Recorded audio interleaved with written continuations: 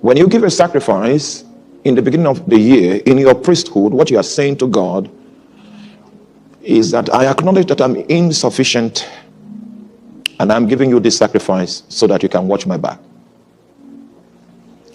And we have practiced this culture for many, many, many years. And right now that I'm in the United States of America, I want to introduce our American community to this, our culture. And that is the reason behind the announcement that our pastor just made. This is a deliberate action that you will need to take in order to establish a commitment before God in activating a spiritual cycle. So this was something that was done. It was a prescription in Shiloh for people to come annually with a sacrifice and with a vow. Now, it was within that environment that Hannah, being barren, came before God to transact, and the transaction culminated in the vow of giving her son to God if God by any means decides to open her fallow womb and to bless her womb with life. And if it happens to be a male child, she made a vow in Shiloh. It was during the time of the beginning of a spiritual year.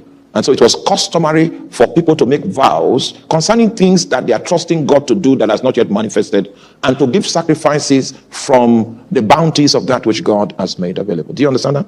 It was within that framework of time that she made that vow that led to the moving of God's hand in securing her womb to play host to the manifestation of the great prophet of Israel. So it was within the beginning of a spiritual cycle. So that's why we have that custom. I hope I am clear enough. All right. So towards the end of the fast, we are going to open that window. It will be, for those of us in America, it will be a week-long window. And meanwhile, we are not forcing you to give. If you don't believe in it, we are good. Okay. Nobody would take a cell phone and call and say, we just check the records now, and no, we don't do that. If you don't believe it, it's okay. All right. So, but for those that believe it, we'll have a 1 week long window for people to make their sacrifices available.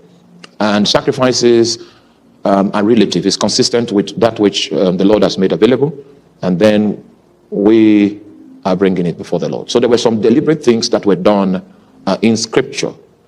People that intended to move the hand of God. And we are going to be seeing it during the course of this lecture that I'm about to begin, because I'm showing you how to move the hand of God. When we go on, we will talk about the sacrifice.